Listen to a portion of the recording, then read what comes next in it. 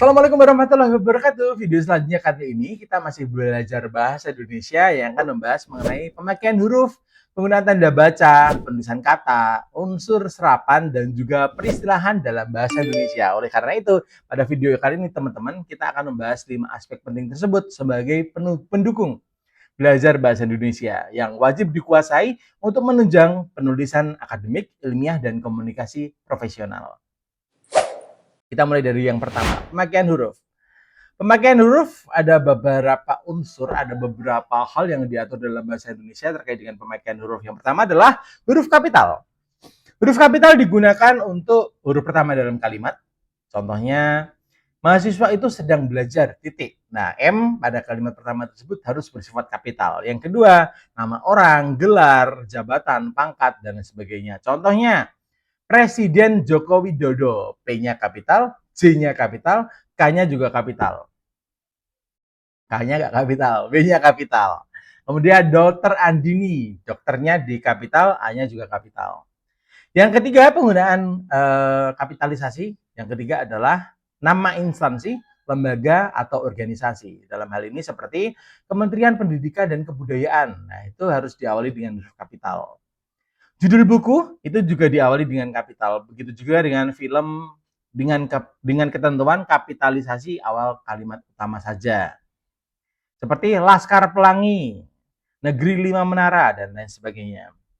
Tambahannya, kata seperti dari, ke, yang, dan dalam judul tidak ditulis kapital jika tidak di awal. Jika tidak di awal, dari, ke, yang, dan itu tidak boleh kapital di judul. Yang kedua, aturan mengenai penulisan huruf, yakni huruf miring. Digunakan untuk menuliskan judul buku, majalah, atau film dalam sebuah teks. Saya telah membaca Bumi Manusia, karya Pramudia Anantatur. Contoh ini ya, teman-teman bisa baca contohnya di sini. Saya telah membaca Bumi Manusia, karya Pramudia Anantatur. Huruf B dan juga huruf M itu ditulis kapital karena judul, kemudian Bumi Manusianya italik atau miring. Menulis kata asing atau istilah yang belum diserap. Dalam ilmu komputer dikenal istilah machine learning. Nah, machine learning itu kan belum diserap dalam bahasa Indonesia, maka penulisannya pun harus italik. Yang ketiga, menekankan kata tertentu dalam tulisan populer. Meskipun kata tersebut merupakan bahasa Indonesia, tapi kita ingin menekankan kata ini. Kalian bisa cek pada contoh di bawah ini. Ini bukan keinginan, tapi kebutuhan. Nah, kita ingin menekankan pada keinginan dan juga kebutuhan. Oleh karena itu, dua kata tersebut dibuat miring. Yang selanjutnya adalah penulisan kata. Kata depan di, ke, dan dari. Di, ke, dan dari merupakan kata depan ya teman-teman ya, bukan imbuhan. Berbeda antara imbuhan dan juga kata depan. Jika menunjukkan tempat, maka ditulis terpisah. Sekali lagi, di, ke, dari menunjukkan tempat harus ditulis terpisah. Di kampus, di rumah, di kosan, dari rumah, dan lain sebagainya. Jika sebuah awalan atau imbuhan ditulis serangkai, ditulis, dikirimkan, dijual, itu adalah contohnya. Kalian bisa cermati pada contoh di bawah ini. Contohnya adalah diambil. Diambil itu harusnya dirangkai atau dipisah ya. Kemudian kalian bisa cermati pada contoh-contoh yang lain. Yang selanjutnya terkait dengan penulisan kata adalah gabungan kata. Gabungan yang belum membentuk makna baru ditulis terpisah seperti orang tua, rumah sakit. Karena tidak membentuk kata baru atau makna baru, maka harus dipisah. Gabungan yang membentuk kata baru atau makna baru, tulis serangkai atau dengan tanda hubung, kerjasama. Contohnya, makna barunya kan ada, bukan kerja bersama-sama, tetapi ada makna baru terkait kerjasama. Ada kalanya atau tanggung jawab. Yang ketiga adalah kata ulang. Kata ulang menggunakan tanda hubung.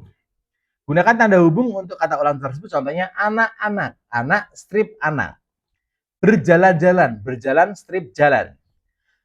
Selanjutnya adalah penulisan partikel. Partikel lah, kah, tah, dan pun ditulis serangkai dengan kata sebelumnya. Contohnya, bacalah, siapakah, engkau pun, dan lain sebagainya.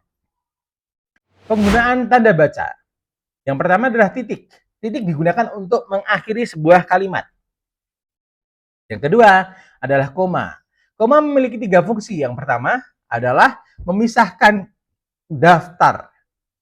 Jadi, koma digunakan untuk memisahkan daftar. Yang kedua, koma digunakan sebelum konjungsi seperti tetapi, melainkan, itu menggunakan koma. Setelah itu, penghubung awal. Contoh, namun, koma, hal itu tidak mudah. Jadi, penggunaan koma digunakan untuk satu, memisahkan daftar, yang kedua adalah untuk konjungsi dan juga penghubung awal. Selanjutnya adalah tanda titik dua. Tanda titik dua digunakan untuk penjelasan atau pemerincian pada sebuah daftar.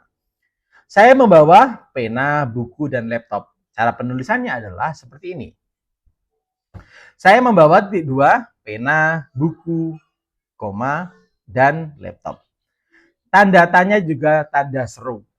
Kedua tanda ini sudah sangat jelas ya penggunaannya.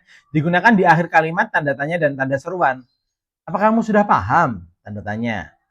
Ayo kita mulai. Tanda seru. Bukan tanda pentung ya teman-teman ya. Tanda seru.